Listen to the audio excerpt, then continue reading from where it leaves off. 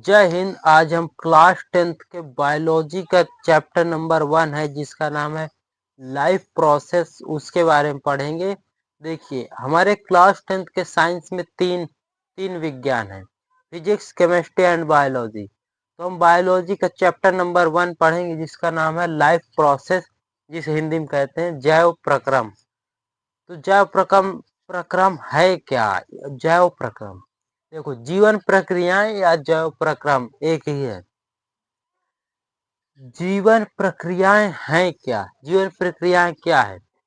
वे सभी क्रियाएं, मतलब वे सभी काम जिनसे कोई जीवित प्राणी, मतलब वे सभी काम जिनसे कोई जीवित प्राणी अपना जीवन बनाए रखता है, उसे लाइफ प्रोसेस या जीवन प्रक्रियाएं कहती हैं। मतलब एक आदमी अपने जीवन में जो भी काम करता है उसे जीवन प्रक्रियाएं कहते हैं। आदमी अपने जीवन में खाता पीता नहाता धोता बहुत काम करता है। जो काम उसके जीवन को बनाए रख, जिसमें वो काम जिसमें वो आदमी जिंदा रह सके, वही मेन काम है। मतलब आदमी नहाता है, बिना नहाए भी रह सकता है, लेकिन हमको देखना है कि जिसमें उसके जीवन में इम्पोर्टेंट है कि वो काम करना जरूरी ही है। तो सबसे पहले आ जाता है जीवन प्रक्रिया में न्यूट्रिशन, खाना, पोषण। आदमी खाना खाएगा तभी जिंदा रह पाएगा। तो सबसे पहले पोषण, पोषण नंबर दूसरा श्वसन या रिस्पिरेशन। यदि आदमी श्वसन नहीं करेगा, रिस्पिरेशन नहीं करेगा, तो आदमी जिंदा नहीं रह सकता। नंबर तीसरा देखते हैं परिवहन। जो आदमी के ब्लड में जो सब परिवहन होता है, परिवहन करना भी जरूरी है उसके जीवन में, एक जीव के। और लास्ट में उत्सर्जन, हमारे बॉडी में या जीवों के बॉडी में जो वेस्ट पदार्थ होता है उसको उत्सर्जन, शरीर से बाहर निकालना। ये चार मोस्ट इम्पॉर्टेंट काम है जो एक जीव के अपने जीवन में करना ही है। इनको यदि नहीं करेगा तो उसका जीवन संभव नहीं है। तो चलिए पोषण के बारे में देख लेते हैं, न्यूट्रिशन के बारे में। ये सबसे पहला तो अब देख लेते हैं कि पोषण यानी न्यूट्रिशन क्या है। न्यूट्रिशन क्या है, देखिए, पोषण वह प्रक्रिया है जिसमें जीव भोजन प्राप्त करता है। पोषण वह प्रक्रिया है जिसमें जीव अपना भोजन प्राप्त करता है, उसे पचाता है और उससे ऊर्जा प्राप्त करता है, तो उसे पोषण कहते हैं। पोषण दो तरीके के होते हैं। देखिए, कुछ जीव होते हैं जो अपना भोजन स्वयं बना लेते हैं, तो उनको कहते हैं स्वपोषी पोषण। कुछ जीव ऐसे हैं जो अपना भोजन स्वयं नहीं बना सकते, दूसरों पर निर्भर रहते हैं, तो उसे कहते हैं परपोषी। देखिए, स्वपोषी पोषण यानी ऑटोट्रॉफिक न्यूट्रिशन। ऑटोट्रॉफिक न्यूट्रिशन मतलब स्वपोषी पोषण जिसमें जीव अपना भोजन स्वयं बना लेता है। ये अपना भोजन स्वयं बना लेता है। तो जितने भी जीव हैं अपने भोजन स्वयं बना लेते हैं, तो उसे कहेंगे ऑटोट्रॉफिक न्यूट्रिशन। यानी लड़कियां कहेंगी हम अपना खाना खुद से बना लेते हैं, तो कहेंगी हम स्वपोषी पोषण है। लेकिन नहीं, वो अपना खाना स्वयं से नहीं बना लेती, लेकिन दूसरे दूसरे पेड़ पौधों का फल जो होता उसको बना लेते हैं। लेकिन मनुष्य अपना भोजन नहीं बना सकता। तो कुछ लड़कियां कहेंगी कि हम अपना खाना बना लेते हैं किचन में। वो किचन वाला बनाते हैं वो ठीक है। देखिए, परपोषी पोषण जिसमें आदमी दूसरों पर निर्भर, जो जीव अपना भोजन स्वयं नहीं बना पाते और दूसरों पर निर्भर रहते हैं, तो उन्हें परपोषी पोषण कहते हैं। इसमें मनुष्य आ गया, कुत्ता बिल्ली, बहुत सारे छछूंदर, बहुत सारे जीव आ जाते हैं। स्वपोषी पोषण में जो जीव अपना भोजन स्वयं बना लेते हैं तो उन्हें स्वपोषी पोषण कहते हैं। जो जीव अपना भोजन स्वयं नहीं बना पाते उन्हें परपोषी पोषण कहते हैं। तो लड़कियां कहेंगी हम अपना भोजन बना लेते हैं, लेकिन आप किचन में बना लेते हैं, वो मायने नहीं रखता। अपने शरीर में ही अपना भोजन बना लेना उसे कहते हैं स्वपोषी पोषण। तब इनके बारे में डिटेल तो अब देख लेते हैं स्वपोषी पोषण और परपोषी पोषण क्या है। तो देखिए, पोषण का वह तरीका जिसमें जीव अपने आसपास के वातावरण में उपस्थित सरल अजैव पदार्थ जैसे कार्बन डाइऑक्साइड, जल और सूर्य के प्रकाश से अपना भोजन स्वयं बनाते हैं, तो उसे स्वपोषी पोषण कहते हैं। उदाहरण, हरे पौधे। भाई हरे पौधे अपना भोजन स्वयं बनाते हैं। वातावरण में उपस्थित सरल अजैव पदार्थ, मतलब अजैव पदार्थ मतलब जो जीवित पदार्थ नहीं है,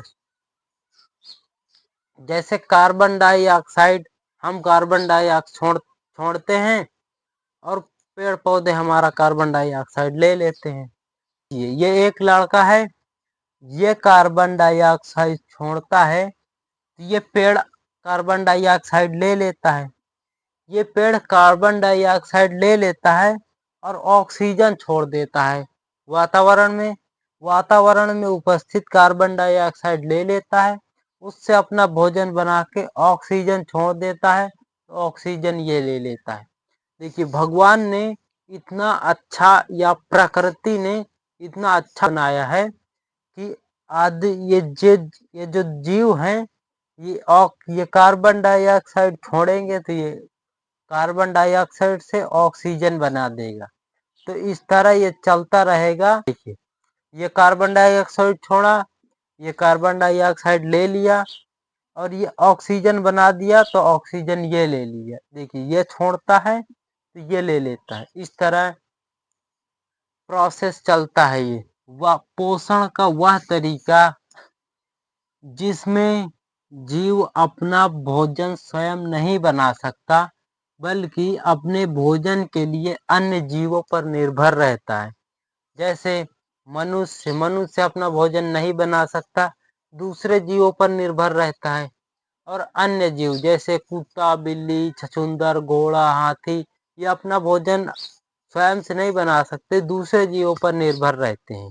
तो आइए देखते हैं सबसे पहले स्वपोषी पोषण में हरे पौधे अपना भोजन कैसे बनाते हैं, प्रकाश संश्लेषण क्या है। अब देख लेते हैं प्रकाश संश्लेषण क्या है। इसे इंग्लिश में कहते हैं फोटोसिंथेसिस। को देख लेते हैं। यह वह प्रक्रम है जिसमें स्वपोषी बाहर से लिए पदार्थों को ऊर्जा संचित रूप में परिवर्तित कर देता है। जिसमें बाहर लिए पदार्थों को ऊर्जा संचित रूप में परिवर्तित कर देता है। ये पदार्थ कार्बन डाइऑक्साइड प्लस जल के रूप में लिए जाते हैं, जो सूर्य के प्रकाश तथा क्लोरोफिल की उपस्थिति में कार्बोहाइड्रेट में परिवर्तित कर दिए जाते हैं। कार्बन डाइऑक्साइड है, कार्बन डाइऑक्साइड वातावरण में उपस्थित, जो हम लोग कार्बन डाइऑक्साइड छोड़ते हैं, वातावरण में उपस्थित ये वही कार्बन डाइऑक्साइड है, प्लस ये जल, जो कि पेड़ के नीचे जड़ों से जल मिलता है उसको जल, और क्लोरोफिल, जो पेड़ की पत्तियों में हरा कलर का होता है, क्लोरोफिल प्लस सूर्य का प्रकाश की उपस्थिति में पेड़ बना लेता अपना भोजन, ग्लूकोज बना लेता है और ऑक्सीजन बना लेता है प्लस जल। मतलब ये कार्बन डाइऑक्साइड प्लस जल को लिया, क्लोरोफिल और सूर्य के प्रकाश की उपस्थिति में अपना भोजन ग्लूकोज बना लेता है और ऑक्सीजन छोड़ देता। तो अब देख लेते हैं कि प्रकाश संश्लेषण के लिए आवश्यक कच्ची सामग्री, यानी कि प्रकाश संश्लेषण में क्या क्या चीजों की आवश्यकता होती है। तो देखिए, सबसे पहले देखिए सूर्य का प्रकाश। जब सूर्य का प्रकाश होगा तभी प्रकाश संश्लेषण की क्रिया होगी। इसलिए देखिए, रात में कभी प्रकाश संश्लेषण की क्रिया नहीं होती, यानी कि रात में जब सूरज का प्रकाश नहीं रहेगा तो रात में प्रकाश संश्लेषण की क्रिया नहीं हो सकती। तो देखिए, सूर्य का प्रकाश होना बहुत जरूरी है। क्लोरोफिल, क्लोरोफिल तो पौधों की पत्तियों में होता है। तो अब नंबर दूसरा देखते हैं, कार्बन डाइऑक्साइड। स्थलीय पौधे कार्बन डाइऑक्साइड, वातावरण से कार्बन डाइऑक्साइड ले लेते हैं, लेकिन जो समुद्र के नीचे होते हैं पौधे, वो समुद्री पौधे जल में उपस्थित, जो जल में कार्बन डाइऑक्साइड मिली होती है, घुली होती है, उससे कार्बन डाइऑक्साइड लेते हैं, या फिर बाइकार्बोनेट लेकर कार्बन डाइऑक्साइड, इससे कार्बन डाइऑक्साइड बना लेते हैं, बाइकार्बोनेट से कार्बन डाइऑक्साइड बना लेते हैं। फिर कार्बन डाइऑक्साइड जब बन गई तो फिर उससे प्रकाश संश्लेषण की क्रिया करते हैं। अब देखते हैं जल। भाई देखिए, समुद्री पौधे तो उनके पास जल तो है ही। अब देखिए, जलीय पौधे जड़ों द्वारा मिट्टी से अपना जल अवशोषित करते हैं। तो ये रही प्रकाश संश्लेषण के लिए कच्ची सामग्री जो होना जरूरी है। तो अब देखते हैं कि प्रकाश संश्लेषण के दौरान निम्नलिखित घटनाएं, मतलब जब प्रकाश संश्लेषण होता है तब क्या क्या होता है। तो देखिए, प्रकाश संश्लेषण के दौरान निम्नलिखित घटनाएं होती हैं। मतलब जब प्रकाश संश्लेषण होता है तब क्या क्या होता है। देखो, क्लोरोफिल द्वारा प्रकाश ऊर्जा को अवशोषित करता है, और दूसरा, प्रकाश ऊर्जा को रासायनिक ऊर्जा में रूपांतरित या तथा जल अणुओं का हाइड्रोजन और ऑक्सीजन में अपघटन, अपघटन मतलब हाइड्रोजन और ऑक्सीजन में तोड़ना। और देखो, कार्बन डाइऑक्साइड का कार्बोहाइड्रेट में अपचयन, यानी कार्बन डाइऑक्साइड को कार्बोहाइड्रेट में बदल देता है। तो अब देख लेते हैं रंग क्या है। रंग, रंग यानी स्टोमता, इसे इंग्लिश में कहते हैं स्टोमता रंग। रंग क्या है, पौधों में जो रंग, देखिए, पत्ती की सतह पर जो सूक्ष्म छिद्र, पत्ती की सतह पर जो छोटे छोटे छिद्र होते हैं, उन्हें ही स्टोमता यानी उन्हें ही रंग कहते हैं। देखिए, ये रंग है, ये इसका आकार है। देखिए, ये कोशिका सहायक है, और ये अधिचर्म कोशिका है, ये द्वार कोशिका है, और ये रंग छिद्र है। ये देख लीजिए, जब इससे गैस आती है, कार्बन डाइऑक्साइड ये लेता है, तब ये खुल जाता है, और जब कार्बन डाइऑक्साइड निकालता है तब भी ये खुल जाता है। मतलब इसका जो रंग छिद्र होता है ये खुलता बंद होता रहता है। तो देखिए, ये खुलता बंद होता रहता है, और इससे जब वाष्प यानी जल भी निकलता है तब भी ये खुलता बंद होता रहता है। अब इसके देख लेते हैं, रंग के कार्य देख लेते हैं। रंग के कार्य, प्रकाश संश्लेषण के लिए गैसों का अधिकांश आदान प्रदान इन्हीं छिद्रों से होता है। वाष्पोत्सर्जन, वाष्प उत्सर्जन, वाष्पोत्सर्जन की क्रिया में जल रंग द्वारा निकलता है। यानी कि जब वाष्प निकलती है, वाष्प जब निकलती है तो इन्हीं छिद्रों द्वारा निकलती है। तो ये रंग समझ में आ गया।